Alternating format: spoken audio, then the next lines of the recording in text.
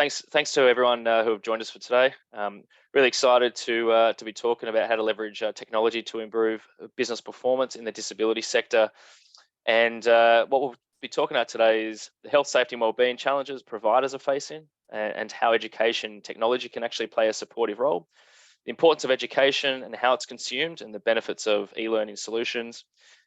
How a digital approach has improved business performance and customer outcomes. How teams have responded to those uptake of digital tools, and what should be considered to support more providers in the sector. But before we start today, I'd like to acknowledge the traditional custodians of the various lands on which we work today, and the Aboriginal and Torres Strait Islander people participating on this webinar. I pay my respects to elders past, present, and emerging. So guys, to kick it off today, just like to do a quick intro for our wonderful panelists that we have. We've got Cara Dario, Quality and Performance Leader from Better Care Delivered, which is an in-home and out-of-home care provider in the disability and aged care space. We've got Alicia Blasey, COO from etrainu, which is an e-learning specialist delivering smart, innovative online training with hundreds of customers in the disability space, as well as myself, Shane Knight from Say365, the commercial lead there. And we're a world leading health, safety, wellbeing tool that enables businesses to assess, manage, and improve their business performance. I'm not going to introduce them individually about what they do day to day and their business. I'll probably butcher that. So I'm going to flick it over to you, Cara, for you to give a quick run through. Yeah, thanks, Shane. So as Shane said, I'm the Quality and Performance Leader for BCD, Better Care Delivered. We provide services to NDIS and aged care customers across Southwest Sydney, in-home support and community access support, predominantly in a one-to-one setting, including respite homes. So nice. And I'll go through to Alicia. Hi, everybody. Obviously, as Shane's mentioned, I'm Alicia. I'm the COO here at etrainu, and I get the privilege of looking after numerous departments within our organisation, with the focus on strategy, structure, culture, and just some of the processes that are around it. And so, you know, as Shane has mentioned, etrainu obviously is an online learning solution, kind of helping people access training and manage compliance throughout each sector. Excellent. Thank you, Alicia. And guys, just as a housekeeping rule, if you have any questions, please drop that into the chat line below. But I wouldn't mind just sort of kicking off. You know, there's plenty of things happening, really a lot of good things happening in the disability and even aged care space to support providers and their customers. But as we know, there's still plenty of challenges that lie ahead. So I'm sort of leaning to you, Cara, a little bit. As a provider, what are you seeing as some of your major challenges that you're facing from your business in the disability space?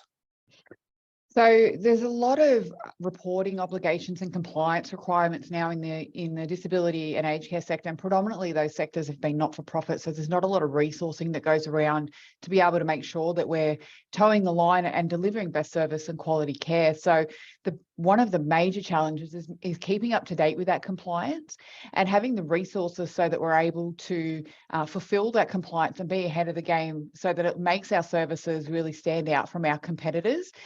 It is really difficult for a lot of agencies to be able to put those layers of resources in, because it has to start at the top with governance, and it filters all the way down to frontline staff, and having tools that are user friendly for them to be able to implement and understand the impact on the industry and how it impacts the customer at the end.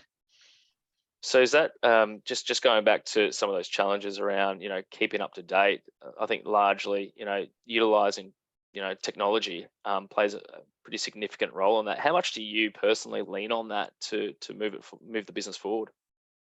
A huge amount. It's actually made. I've been in this sort of role in compliance for about 15 years, and the way technology has impacted those roles has been phenomenal, because we're able to manage several plates at the same time in the air. So I'm managing disability standards or aged care standards, quality standards, and safety standards all at the same time across all arms of the business, because that technology piece is so flexible and allows us to be able to really move that information across a large variety of workforce people and skill types, so that they can have input and we can be really dynamic in our responses to those risks as they come up. Alicia, you work across hundreds of customers similar to that at Cara. Are you seeing something similar to what Cara's been talking about? Yeah, I think Cara's has absolutely nailed it, which is governance has just become the forefront of so much conversation that is currently happening within this sector. And there is a lot of practice standards that get put out from the NDIS, and trying to decipher them, understand them, become compliant with them, report on them is just becoming very difficult. And so, we created a Workforce Essentials to kind of help tap into some of those things and solve some of those problems holistically. Just wanted to go back to, you mentioned just there, the Workforce Essentials. Can you just elaborate for context, I guess, for everyone online, like what is that? And I guess, why is it important? Yeah, so we had the amazing privilege to partner with the National Disability Services Australia, and we work alongside them to produce a library of over 100 assets to align with those NDIS practice standards. And so I guess what I think every provider knows in this webinar today is those practice standards are very complex and they have a lot of detail within them. And the challenge can often be is every single organization has a different variation of compliance that they need to hit. And so we created NDS Workforce Essentials to really allow every organization, regardless of whatever stage they are at, to have access to relevant training that their organization will need to be compliant. And so we knew that that's quite difficult. And so we tried to do a couple of things that we thought would just help make some people's life a little bit easier. So one of those things was we started off by making what we like to call like a training manual, think of like a teacher's guide, where I, in my organization, come on board. I have no idea what I need to do. I get told by auditors I need to map to all of these, fields. And so we made sure that we said, look, if you want this practice standard that you need to meet, this is the training that meets it for you. So we tried to make the practice standard, so the Workforce Essentials, a really easy mapping exercise. And we thought straight away that would just hopefully alleviate some of that complexity within the NDIS. And then alongside that, we have tried to work really hard. And so some of the things that we kind of like hang our hat on that we're super proud of is there is a lot of training within the sector that was kind of a one and done, that people went out, they built training and they said, that's it, I have done my manual handling or whatever it is, and it's done. And what we know is those practice standards constantly are getting updated. And so we really hang our hat that we're really proud that we continually try to keep our training up to date by doing things like either refreshing existing content or on a monthly basis, releasing new content that is relevant to the needs that keep getting pushed down from the Australian government. Certainly links back to exactly what Cara was talking about before, trying to stay on top of that. One thing I noticed, like we notice at say 365 is the varying levels of capability. So we're not necessarily compliance, so we're probably more of a maturity tool. So beyond because at the end of the day, like compliance isn't necessarily what good looks like. So we're trying to go beyond that and what that sort of looks like. And it's like varying capability, or we're finding particularly around obviously the people aspect, but even around executive and directors, around their understanding or awareness of particular areas. I know we speak predominantly, say, with health and safety. Out in the workforce, it's actually around director due diligence obligations, actually probably the lowest area of capability in the market across general pop with the 8,500 businesses we work with. But there's with that, just around that whole capability piece, Alicia, sort of ties back into the training. And I'm really interested to know, I guess, with that specifically around that training, are you seeing, like, is there been a shift in how people are consuming data or e-learning materials? Has it gone from a once upon a time it was just in a classroom to a then it was all online during COVID? What are you seeing now, and so what role is that playing out in the field? Yeah, I think we are seeing a massive shift, just globally, I think, with the adoption of technology. in every single sector. I think the joy that has been for the disability and aged care sector has been that these are the people who are on the ground and on the field every single day, and they always have been, right? And so the ability now to enable teams to allocate training where people can do it at any time, you know, when there's last minute cancellations and you've already booked somebody in to do something, you know, if they then need to be doing something, you can then allocate training to help keep them compliant, has just been such a fresh breath of air that I've heard from numerous providers about, you know, what they're able to now do. I think making sure that you're no longer stuck in pen and pieces of paper. I think the reporting piece is has always been complex, right? And so really now being able to consolidate any training to an online platform that you can maintain, you can keep up to date, any platform where you're able to upload certificates. And so if someone goes and does a first aid certificate and you as an organization want that, having that filed in one solution is just the most important piece now, because otherwise we just end up with a broken ecosystem. And so anything that helps consolidate that is really the trend that we're seeing from, you know, organizations and their desires for what they're looking for. Interesting. And so you're still seeing quite a high adoption rate from that, from effectively e-learning, as opposed to the classroom, pen and paper, to your point. Yeah, and I think even to the point where anything that's a practical application, as much as we can get that knowledge base online, people are wanting that. And I think what's happening is it was so hard historically to run full face-to-face workshops, right? You're taking people out for big chunks of time. You weren't able to then get everyone trained instantaneously. So like if you ran a face-to-face workshop last month and then you had new employees start this month, how do you train those people without doing another whole face-to-face day workshop? And so that's been the great joy that we're hearing from people as they've adopted into an online system. I'm preaching to the choir with ourselves, but Cara, you're effectively the coalface of that. How have you seen that benefit your business? Because it's easy for Alicia and I, who are in that digital space, but at the end of the day, you're on the front line. How have you seen it improve your business performance?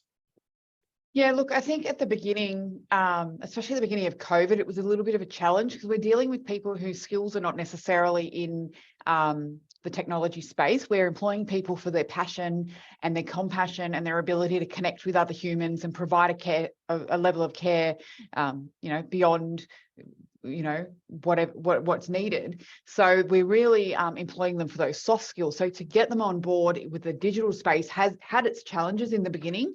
Some of that, like I said, computer literacy sort of thing was difficult. However, COVID, it's kind of been the blessing in disguise that we didn't know we had, is that it brought everyone up to speed. It gave everyone the chance to really develop those skills. And Alicia nailed it. We're able to train people on the fly now. We don't have to wait. Gone are the days where you'd have a whole day of training on manual handling or whatever the need may be, and then next month it's out of date and you've just inducted new people and they need the training. So being able to push it out at their own time, or if they start working with a different cohort of clients and they need a different level of skill, for instance, if they go from working in disability to aged care, they may need to do the palliative training course. So to learn about what that might look like when they're working with palliative customers and what aging with dignity looks like and that sort of thing. So they're able to access it on their phone. It's easy for them to get to. They do it anywhere that they need to, and they know that they've got to have it done by the time they attend that next shift. It makes it really dynamic. So our workforce has been able to really respond to needs, and we were lucky that we weren't impacted too heavily in our service delivery by COVID because we had these tools in place so we could adapt on the fly. So, and anyone that had difficulty, obviously we were able to give them a bit more attention to learn those digital skills, but it's held them in good stead moving forward, because the more of these systems that we put in place, the more that it becomes invaluable to them. It's part of their toolkit. So if they move on from BCD for any reason, that's a skill that they're going to be able to take with them that other providers, perhaps who are not yet in this space, are not providing them. Does that make sense? No, it makes perfect sense. And absolutely it does. And it's what's really interesting is seeing that, you know, as I said, we can talk about it, but it's actually hearing about it from someone like yourself about how it's actually made an impact on the business. And I know, you know, specifically to again from our point of view, data, like we're a lot of our stuff is data. It's driven by data. But what we've tried to do really well, say at Say365, and sort of you touched on it before, which I want to get to, is at the end of the day, tech is great, but tech by itself isn't going to change anything. It's not going to improve anything. It actually requires this thing called people to actually like buy into. And I think, you know, if we can make it easier for them, it's no secret that when you sort of combine great technology with really capable workforce, you can really amplify those improvements. So I guess sort of leads me to the next point around, you know, as a leader in the industry, like what recommendations do you have for other organizations in similar roles to yours, but also as an organization that they can apply using technology? I think probably the biggest point that I'd recommend is to not be too risk adverse. The biggest learning that we had was to just jump in with both feet. If the technology is so advanced these days that if it doesn't suit you to begin with, it quickly updates and rapidly changes so that it does flex around your business. So like you said earlier, with Say365 being a maturity tool, when we first started working with it, it really highlighted a lot of the gaps that we needed to use, but it allowed us to mature quicker than what we were probably planning for, because we had all that data at our fingertips. And then Say365, even in the last 12 months that we've been really interactive with it, it's grown and developed and it really meets our needs now. And it's put us from just being reactive in that space to being able to be proactive and start really leading some changes and innovations in the safety space that people, a lot of executives in the sector perhaps take for granted that you have to not only comply with, but like Alicia said, you want to be best practice at, and you want to be able to showcase those skills. So my advice would be is don't be risk adverse. Just jump in, try it. What have you got to lose? It's the way the industry is moving anyway. And like the NDIS standards change so frequently and so rapidly, there really is peace of mind in being able to know, right, if we just get our staff to do workforce essentials, we know that bit's covered. So we can put our attention onto the things that are really concerning, or things that are really got a lot of risk adversity to it. So clinical care needs, or that really high behavioural support that's required. But we know that those essentials are covered, and compliance is not something then that's hanging over your head. It's something that you know you've already ticked the box, and we're moving forward to provide better care. No, that's actually really that's really interesting. And I think you don't know what you don't know. Exactly. And so utilizing tools like that effectively allows you to get better ROI ultimately, because you're able to say, okay, well, where are our gaps? So instead of just putting training across everyone for this, let's actually make it more targeted and utilize that a heck of a lot more. I know. Again, from our point of view, we're seeing a lot more NDIS providers jump onto Say365, largely around that you mentioned before, around the practice standard and how it addresses key components, but also cost and ease of use. Alicia, like you guys have a tremendous amount. I follow you on LinkedIn. You're getting hundreds by the year. Like, why is it that organizations are going towards like an etrainu or an e-learning platform like yours? Yeah, I think Cara actually did a really great job of mentioning this, which is people within the sector are hired because of their empathy and compassion and their passion for what they are doing as support workers. And so with that being the case, correct, their technical literacy is not very high. And so one of the things that we really strive to do is make a platform that is really simple and easy for the everyday person to use. And I think when we kind of came into COVID and we kind of launched off with all of the work that we were doing in the workforce essential space, we quickly learned, when we took that steep learning curve and learned about how much people were just not able to do some really simple things like find the right page to go to log in, to even remember their passwords. And so for us, one of the things we had to refocus our attention on was really creating high-level support. And so that's all the way from small things, password reset, all the way through to, hey, let's sit and talk with our customers around a training plan, making sure that it was heading into the direction and solution that was actually trying to support their organization, and then keeping everything just simple.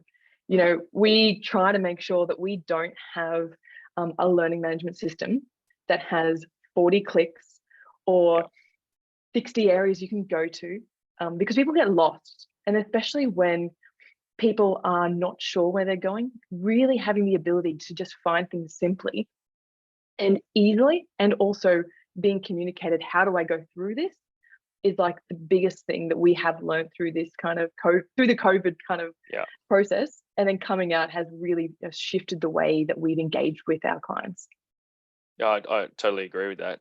I came on actually to Safe365 as a customer originally. One of the things I loved about, it doesn't matter what Safe365 or something else, is the simplicity piece. But there was I found a really big difference between the implementation and then the adoption. And so I'm interested, Cara, from your point of view, like we can make these really slick, easy tools, but how did you get the whole team like on board? And I'm talking like from executive engagement right down to those out in the trenches or out in the field, you know, working with one-on-one with their clients.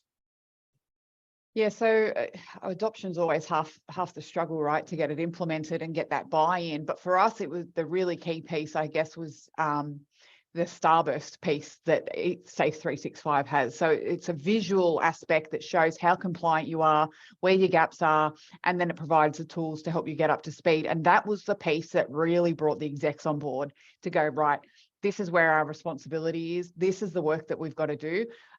But it took away the overwhelm because they know the tools are already there, and they just needed guidance through the path to be able to then complete what was needed to be compliant and move on to more pressing issues. And similarly for those on the ground, those visual effects that are so simple, like you said, and being able to log incidents as easily as what they can on the mobile app, being so friendly, it just makes it such a breeze, and it takes away that fear of, am I clicking on the wrong button? Do I know what I'm doing here? What do I need to understand to be able to use this piece of software? Because it's so easy and simple. And the simpler it is, the quicker they'll commit to it, and the quicker they can then see how the data we're collecting at the front line is impacting the work we do, I guess, you know, behind the you know, the glass panels, I guess, up back in the office. So those people, they can see the buy-in, they can see the incidents getting escalated really quickly. They can see that we're able to act on that information. We're able to update our processes quickly. And when they see that fast response, it makes both ends happy. So execs can see performance deliveries improving, and frontline workers are feeling heard and listened to. So I'm interested, like, because there's, you know, going to be a lot of people either on this call that are execs or report to execs. So how are you using, you know, Safe365, etrainu, and your other tech, you know, platforms out there to really tell that story about your current state of play, and equally like where are we going and why are we going that way?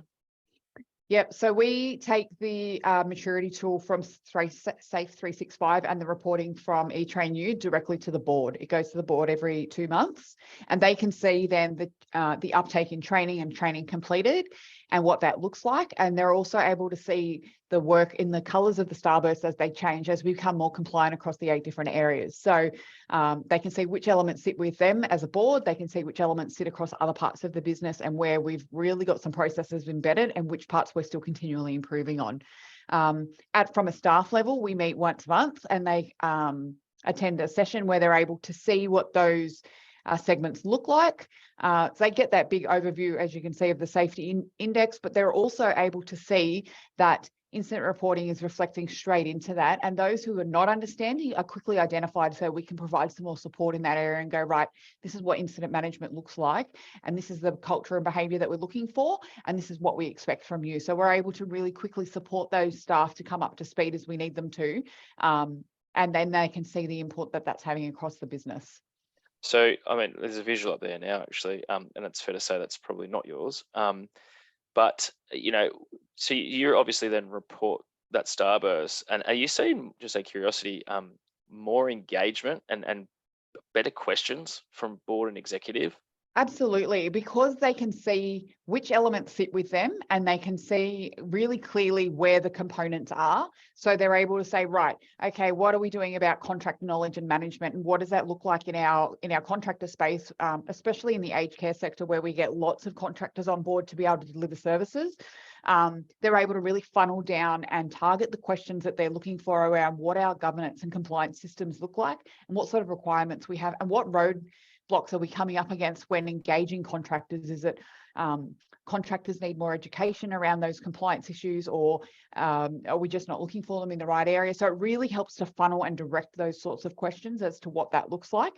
And obviously, you know, all boards love a good traffic light system. So more green is always makes them happier. So as long as that number keeps going up every month, then they're happy with it. But it really gives a very good oversight. And like I said, those key module areas, I think really, especially I can't say it enough, after the back of COVID, emergency preparedness, those business disaster plans, they've never been more important and more crucial to the functioning and ongoing growth of a business. So it really helps, instead of boards sort of fumbling along going, oh yes, safety, yes, we have to comply, what does that look like? Yeah. Kind of gives them some talking points to go, right, which parts are we not fully green in and which parts do we need to work on and what does that look like? Gold. And are you, sorry to keep going on this, but are you, how does that then, or how did that impact, I guess, the practice standard audit? Did it make it easier? Did it bring anything to light? And I guess relates to the training aspect as well. It was, we have been through our practice standard audit only in October, so it's still very fresh for us. And it was absolutely, the auditors were really blown away by it because, again, to Alicia's point, it's not just compliance, it's that next level of maturity and thinking outside the box about what we're going to do next and how we're going to continually feed that continuous improvement model. So they just thought it was incredible that we've not only adopted the software into the business, but we've taken it on across all elements of the business, and we're really able to flesh out all those pieces. And we're not compliant, beg your pardon, we are very compliant. We're not best practice in every area yet, but that's all part and parcel of how continuous improvement works. So when the auditors come back in 18 months, we're going to be able to go, look, we went from a 64 to a 72, and these are the processes that have changed and why they've changed. So they were really impressed with how it works because it's not just ticking the box, it's able to get past to the next level. Oh, I love that. So great from the practice standard audit, great from the exec level. We touched on sort of your view on how the staff, but what's their feedback on you know, the training that they get in, and also like how better safety leads to better outcomes? So we've done a huge piece of work on this recently, probably over the last 3 or 4 months, around safety and risk and what that looks like. And we've got a really, again, an adaptable system. So we have staff, anytime they see a risk in their service that they're delivering, they are able to notify the office immediately with a push of a couple of buttons through a different piece of software.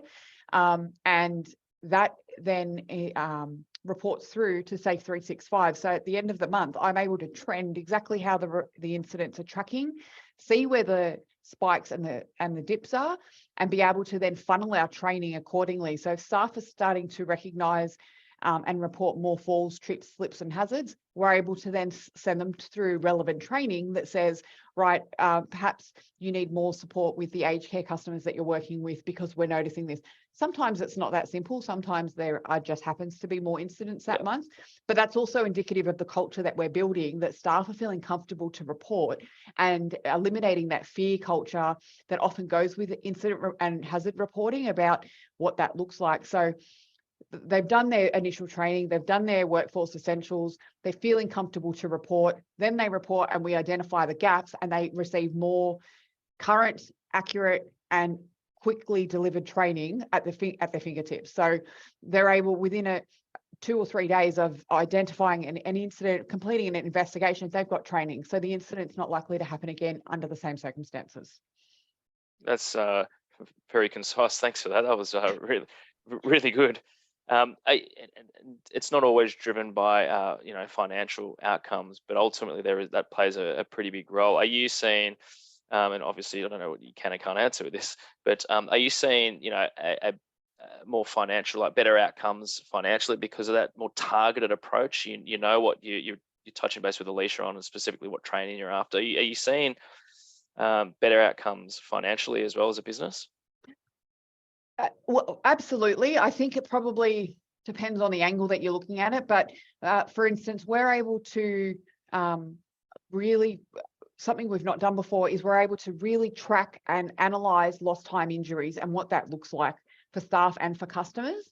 And that's been freed up because of the system that's in place that's all automated now. So all it takes is an email from me to HR and say, guys, I've got these staff who need to attend this training. They set it up and within half an hour, the staff have got access to it. So it means that I can look at things like lost time injury analysis, and I can look at trends and attend forums and see what's happening in the industry to be able to really target our service delivery and target how our staff are working. So and realistically, the financial outlay for what you get out of it's slim to none. It's a no-brain investment, because what you get back from your staff, when they feel supported, they feel safe, and they feel like experts in the work that they're delivering and heard with whatever happens on the field. It's just, you can't put money on that. That's just priceless. Yeah, it actually, to your point, just purely around safety, for us, well, what we see, it actually pays to do safety well. There's a lot of ESG benefits that sort of come out of that. There's the social element. There's also the element of productivity, more people at work doing things that they're good at. There's the, dare I say, the profitability piece. There's actually less mistakes happening in the market. So sort of aligns what you just said there, sort of aligns to our working thesis as well. Alicia, if I sort of widen that lens a little bit, and you're working across, as I said, hundreds of businesses, particularly in the disability space, are you seeing, I guess, any interesting trends that not only shapes what you do, but also how it may even help and support the sector in general? Yeah, we're definitely seeing a huge shift towards governance specifically, though, on that board level, on that higher level. I think historically we had seen, the support worker who was on the ground, for better use of words, being the only one that needed to be trained. Whereas further along as we're going, and especially because we're seeing the hiring market have more challenges within it as well, finding, completely top-end trained executives who know exactly every single piece of governance they need to be adhering to, understanding all elements within that space, can often just be really difficult to find that. And so I think, the beautiful balance between Safe 365 and etrainu is, it's one, highlighting from 365 what areas everybody needs education in, and then two, the ability to use etrainu to upskill everybody. And so, I think that has been the main focus that I'm hearing throughout the sector, and the focus that specifically etrainu is wanting to focus with our training for everybody from the top all the way down to the bottom. And is there any like particular courses that you're seeing get a better response than, not necessarily better response, but more uptake than others? Yeah, I would say we have a lot of people engage in our zero tolerance training, which is, it is a little bit in the space of health and safety, but it's a lot about awareness as well. Yeah. And then aligned with that, it's actually crazy, but we actually have a lot of people just want to engage with training around PPE, coming back to what Kara was saying, simple things like first response evacuation. I think there was a point in time where we maybe didn't focus on it as much, and now that's kind of shifting back in, including obviously then infection control, slips, trips and falls. Those have been really the leading training that we're finding, because and this is why we love our model at etrainu, is because what we know is just because you got trained once 2 years ago doesn't mean we remember that stuff. I remember every time I have an emergency evacuation, I have to sit there and think, what does the beep beep mean again? Was that I leave or do I stay? And so really just having that regular training and those specific kind of continual hands-on stuff that we deal with every day, slips, trips and falls, happens all the time. And so just reminding ourselves on a regular basis and be trained in it has been one of the reasons why I think we see continual use of those courses.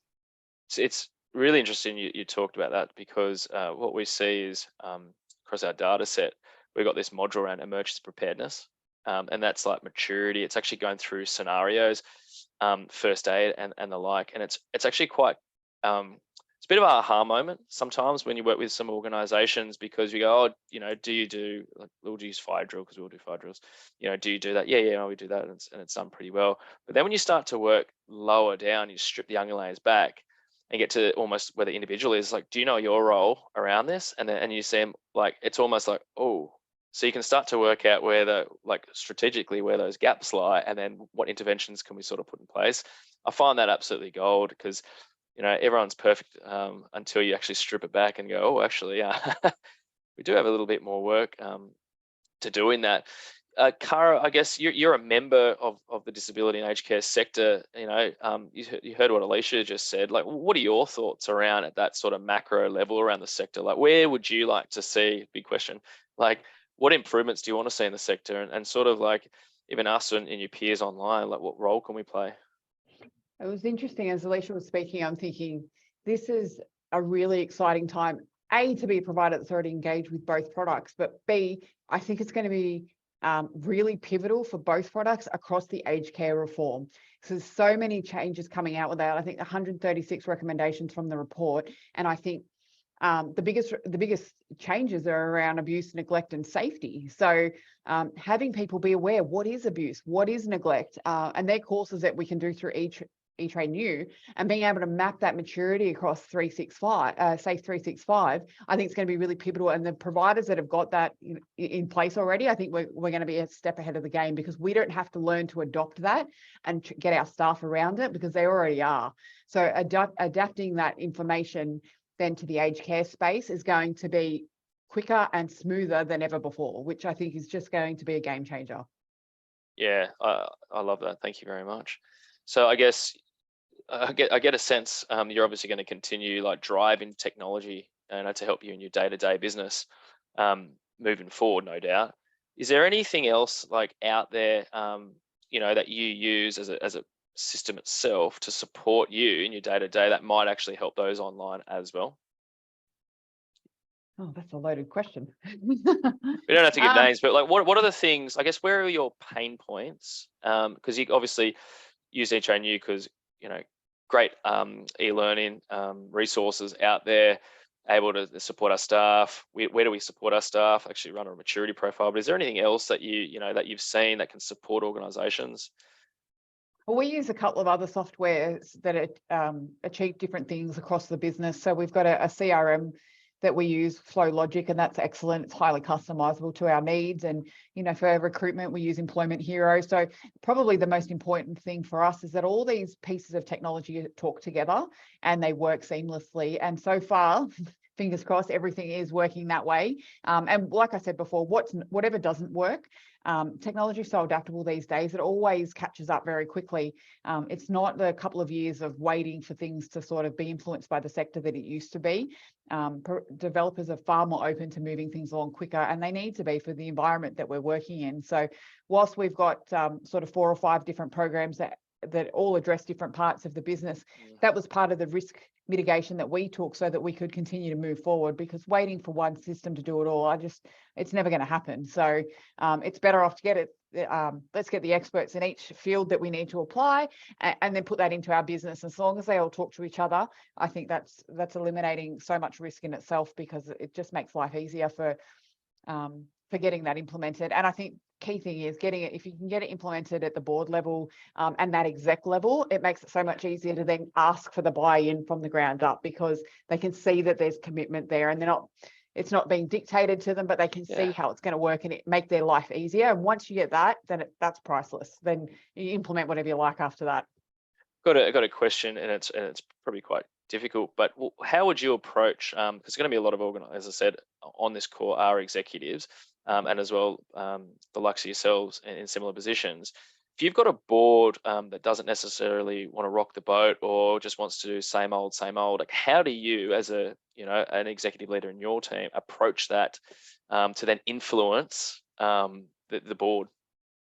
Yep, I've actually been in that position myself, so I can talk to that. But the key element, I think, is being able to identify what the risks are by not moving forward. So often boards that sit like that, in my experience, they're very risk adverse. They don't want to rock the boat. They like what always has been. But if you're able to come with a risk analysis of bringing in the software and versus not, and what that's going to look like, big impact ticket items are things like reputation, productivity, influence on the bottom line. Those things are really motivational to get that sort of software across. And neither software that we're speaking of today has got a huge outlay to get started, which is fantastic. So that those who are risk adverse are able to sort of dip their toe in the water and go, yep, okay, this is going to work for us right now. We're going to completely invest. So it's really probably outlining those risks of do we or don't we, and what that looks like to be the biggest motivator. And the other thing is obviously, which always comes with these sorts of change implementations, is that culture piece around being able to come with a plan on how you're going to implement and influence the culture from the board down. Because that's always a big risk. If you bring, even though the board says yes, if you can't get staff involved, then it's really an issue. Yeah, and I think you touched on it there around that leadership sort of driven from the top. So I like that tactic. We've got a lot of customers who are in a similar boat. Hence why I was sort of a lot of question on how you approached it. But equally, it's about demonstrating value as well. Like, can you start to highlight those gaps and come up with an evidence-based approach? I think you hit the nail on the head. Alicia, you mentioned before around you guys are constantly updating and adapting your product to the market. So what's, I guess, next, and what's coming up that could be exciting that those online and can sort of take a look at and jump on board if they're not already? Yeah, I think we have just recently put a bunch of focus into instant reporting. And so we have obviously just launched that out within the last couple of months about how do we improve the way that we do instant reporting.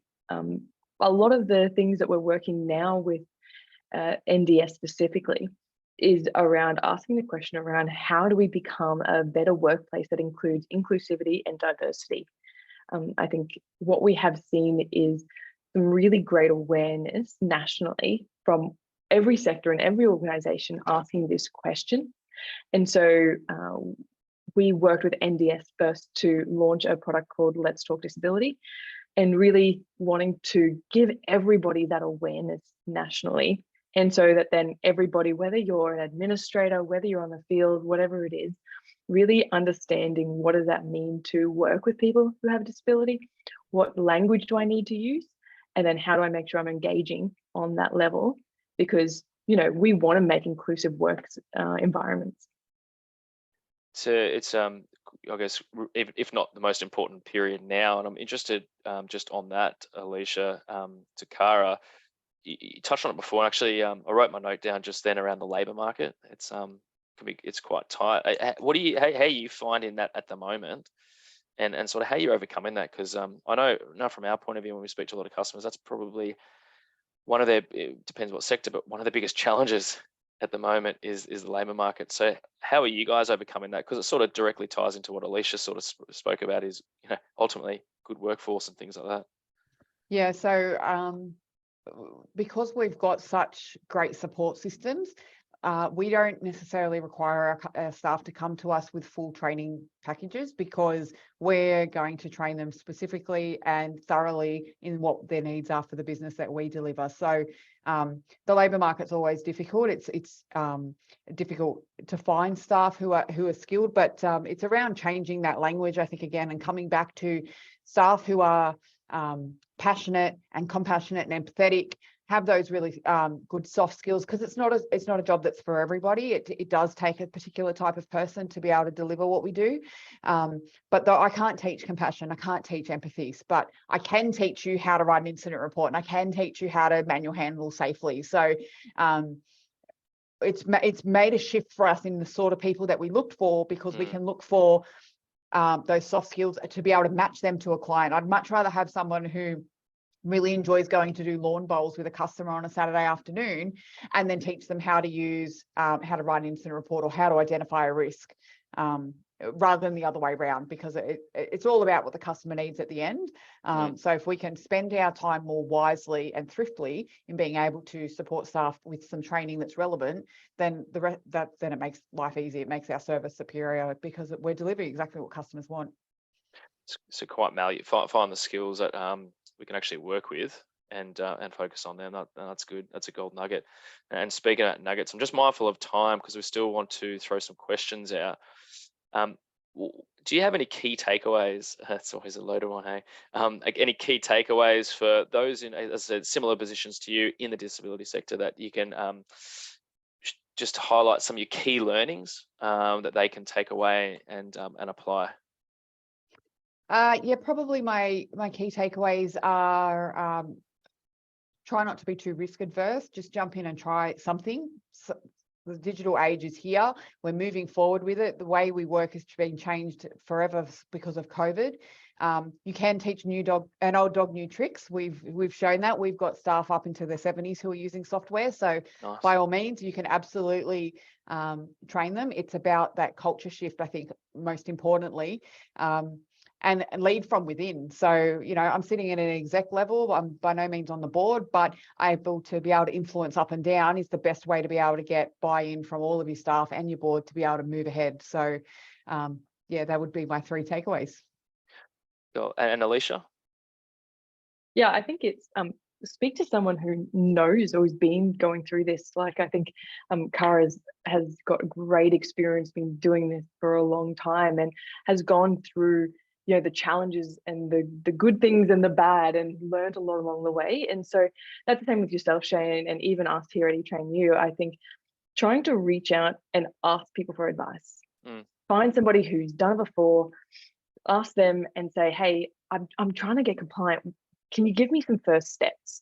And I think that is just a goldmine in itself, because, you know, we can tap into someone else's experience and then take the wins from there and learn from people's mistakes. I'm a big fan of, say, the mentor piece. Not necessarily mentor, but even just talking to people who have been there before. Those sometimes it's actually better talking to the ones that actually didn't work the first time around, and why. That's gold. One thing I sort of wanted to highlight, you know, from say 365's point of view is, and Cara, you sort of touched on it before. It's like just have a crack. Ultimately, what's the worst thing that could happen? So I know and I'll touch on this, I'll ask you, Alicia, I know with say 365, you know, what's really critical is, do you know your number? What does that mean? I think you saw a screenshot before around the starburst. You know, it is free to have a crack for a few weeks and just understand, like, where do we actually sit? Because you don't know what you don't know. And it's a big wide world out there, and you're working across a tremendous amount of areas in your own respective sector.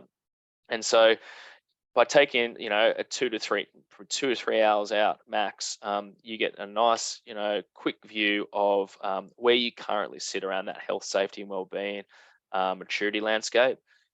And ultimately, it's going to start to drive and inform your decision making. So I guess my takeaway, even though I was asking the questions, my takeaway would be, you know, sometimes just have a crack at something.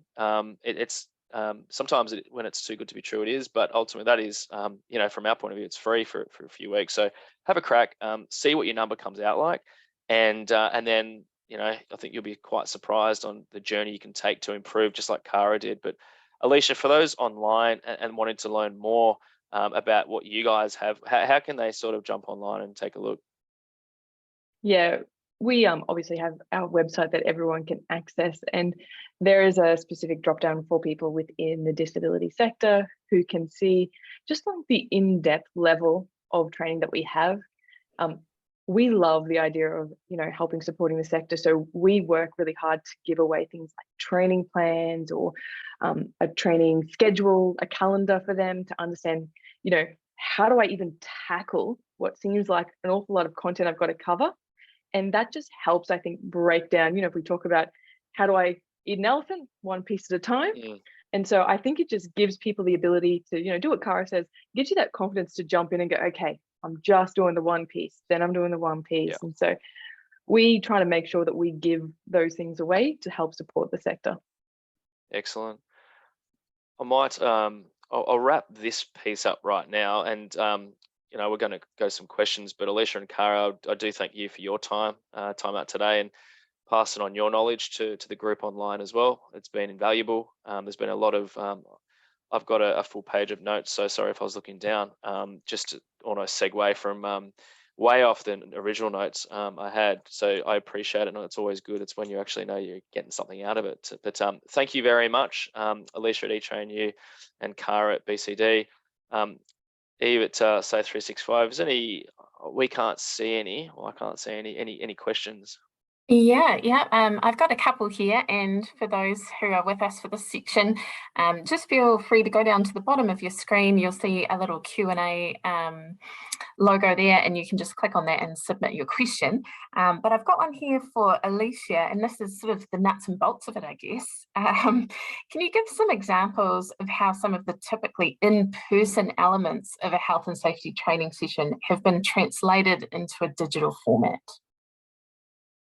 Yeah, absolutely. I think manual handling is the really obvious one. And I think this is one of the things that we strive at etrainu to do. And my recommendation to anybody who wants to do any form of online learning, e-learning in the sector is please make sure you go and find sector specific training. Manual handling is very different sector to sector. And so historically, it has been really great for the care and support disability sector to be able to do hands-on training like lifting someone from a wheelchair to a new location. And so we have really strived to make sure that that kind of training has been transferable to online learning, where it is covering really specific examples like that, so that people were able to understand how to actually do those things safely and not just picking up a box. Picking up a box and picking up a person are just so different, and we really genuinely care about the safety of people. My mother used to be a support worker back in the day, and was the number one thing she always said to me was manual handling is just so different. She used to have to work on picking someone from her car into a wheelchair, and so it's just one of the reasons why for us we make sure we've done that online training with specific scenarios in a video format so people can actually see, how do I actually do this well? And it means that you're getting the confidence on the online learning that your staff are learning correctly, and not just these foundational pieces that may not quite translate well. Great, thank you for that. And we've got one here for Cara. So we've talked a lot about health and safety practice in this webinar, but alongside that is also the culture that keeps that alive. So how do you see the health and safety culture at BCD change, or how did you see it change as a result of digitising your health and safety practice? Yeah, it really came along sort of in leaps and bounds. So what was probably felt like a burden to a lot of our staff to begin with. They had a real fear complex around reporting accurately and worrying about getting into trouble or being performance managed for things that they were reporting. We've been able to really shift that culture with the information that we're using from our digital systems now. And they can see how it's implemented. They're hearing feedback about what's changed because of their reporting and the positive effect that it's having. And it's really eliminated that fear, and it's taken away the resistance in wanting to move with those digital tools. So there was fear for reporting and fear for using the digital space. But because it's been so easy for them, and we've held their hand just for that first little bit to get them across the line, they're really receptive now to anything new that we bring in. And change culture is always something that's difficult to navigate, but it's really been able to help shape the perspective of the workforce in how they respond to these sorts of things, and understanding the need to be fluid and responsive in the changing environments that we're delivering services in. So it's had a really positive impact with some support, and we're only going to go from strength to strength from here. Oh, fantastic, thank you. And I've got a last one here for Shane. In terms of overall health and safety maturity, to what degree does this training contribute to that? So health and safety training. Oh, I think it plays a significant role, because ultimately, you know, as I said earlier, you don't know what you don't know, and there's multiple levels of maturity. Some don't do anything, so you got to start somewhere, and some are at the other end of the pendulum. They're going really well, and it's about that continuous improvement.